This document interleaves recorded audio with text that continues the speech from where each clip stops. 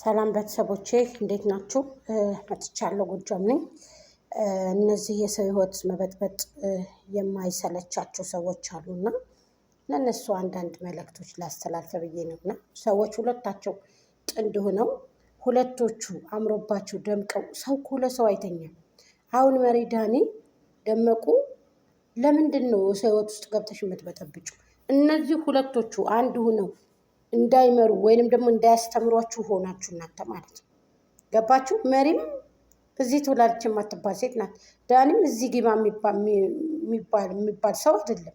አንቺም እንደዛው ነሽ። የመጣሽበትን የረሳሽ አልቅሰሽ ነው የመጣሽው፣ አልቅሰሽ ነው የምትወጪው እንደሚባለው ነገር ማለት ነው። እውነት ነው ደግሞ ይሄ እና ዝም ብለሽ የሰው ህይወት ትበጠብጫለሽ ገብተሽ። በቃ አሁን እናንተ መንገዱ ላይ ነው እየቆማችሁ ያላችሁት። መንገዱ ላይ ለምን? ቀለበት እንዳያስር ስለምትፈልጉ። ልጁ ቀለበት እንዲያስር አትፈልጉም።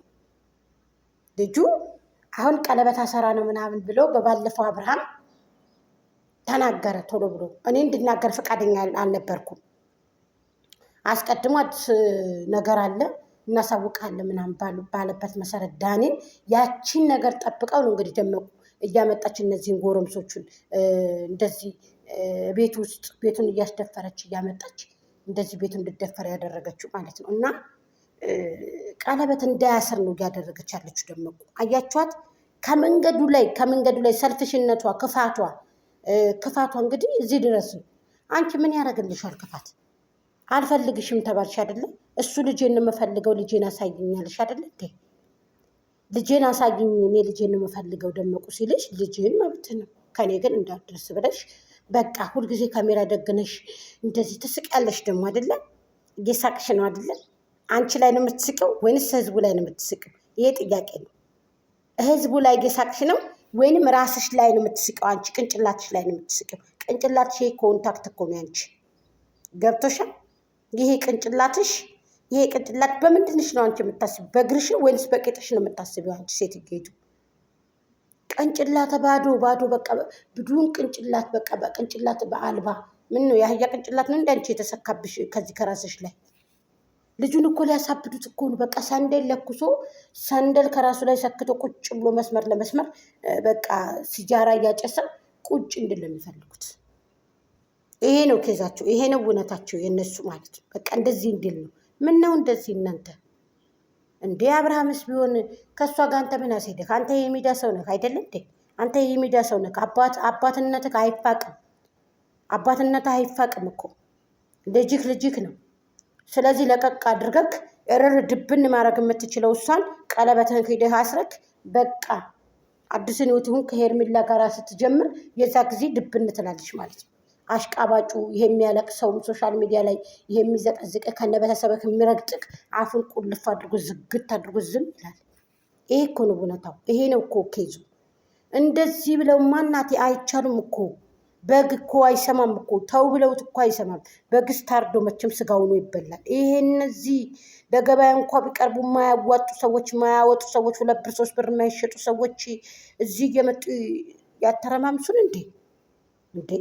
ህዝቡን እንደዚህ በቃ ህዝብ እኮ አመሱ እኮ። ህዝብ እዚህ ጋር እየተበላላ እኮ ነው ያለው። አንዳንድ ጊዜ ለህዝብ የምትሰሩ እንጂ ህዝቡ እኮ የደመቁ በጎች እኮ ሰው አላስቀመጡም እኮ። በዛ ላይ ምቀኞች ናቸው ምቀኞች። አንተ እንድትመጣ የማይፈልጉ፣ አንተ ቀለበት እንድታስር የማይፈልጉ፣ አንተ እንድታገባ የማይፈልጉ ናቸው። አብርሃም እውነት ለመናገር የደመቁ በጎቹ ማለት ነው። በነገራችን ላይ አንድ ሰው ጥንድ ሆኖ ስለመጣ አንድ ሰው አብረው ስለሆነ ግን በቃ እንደዚህ በጣም ነው የምትደብሩት። የምር በጣም ነው የምታስጠሉት። ሰከን በሉ ሰከን። ሰላም ጤና ይስጥልኝ። ውድና የተከበራችሁ የቤተሰቦች የጎጃም ቤተሰቦች በያላችሁበት በያለም ጥግ በያለም ዳርቻ ሰላማችሁ ብዝዝት ይበልልኝ። አሰላሙ አሌይኩም ወራህመቱላሂ ወበረካቱ። ክርስቲያን ወገኖች ሰላም ጤና ይስጥልኝ ብያለሁኝ። ሀገራችንን ሰላም ያርግልን። ጾሞት የሚጠቀሙት አላህ ሱብሃነሁ ወተዓላ ይደብልቀን። እህቶቼ ጾሙ አበቃብን። ወላሂ በጣም ያሳዝናል። ዘንድሮ ይሄ አጀንዳ እያለ እንዴት እንጾም እያልኳችሁ ነበረ። ሱብሃንአላህ አላህ ይክትብና አጀር ኢንሻአላህ። ሲቀጥል ምንላችሁ ፈልጌ የመሰላችሁ እህቶቼ፣ አሁን ምንድነው መሰናክልት እየሆኑ እነዚህ ሶስቶቹ ሰዎች አብርሃም ታደሰ ቀለበት እንዳያስር ነው። በደንብ በስነ ስርዓቱ አድርገን ድምፅ ሁነን እንዲፋቱት፣ በቃ ከጎኑ ቁመን እንዲፋቱት ማድረግ አለብን። እነዚህ ሶስቱ ሰዎች ማለት ነው። የጭቃ ሾሆቹ። ስለዚህ ከመንገዱ ላይ እሱ ከሚራመድበት መንገድ ላይ ለቀቅ ብታረጉት አይሻልም? ምን ይመስላችኋል? ምን ነው የአንድ ሰው ህይወት በቃ ብጥብጥብጥብጥ አድርገን እንደዚህ በቃ ፍርስስ እናደርጋለን አላችሁ? ምን ነው ቅናት? ይሄ የተወላገደ ጥርስ የታችኛውን ከንፈር ይነክሳል። ይሄ የታችኛው ደግሞ የላይኛውን ከንፈር ይነክሳል። እዳ ውስጥ ገባ እንደምቁ። ምን ነው እንደዚህ ሚኪያጁ ብቻ ተጎለጎለ ሙሉ ብሎ። በጣም ከባድ ነው። ከበድ ይላል፣ ይከብዳል ጋይስ የምር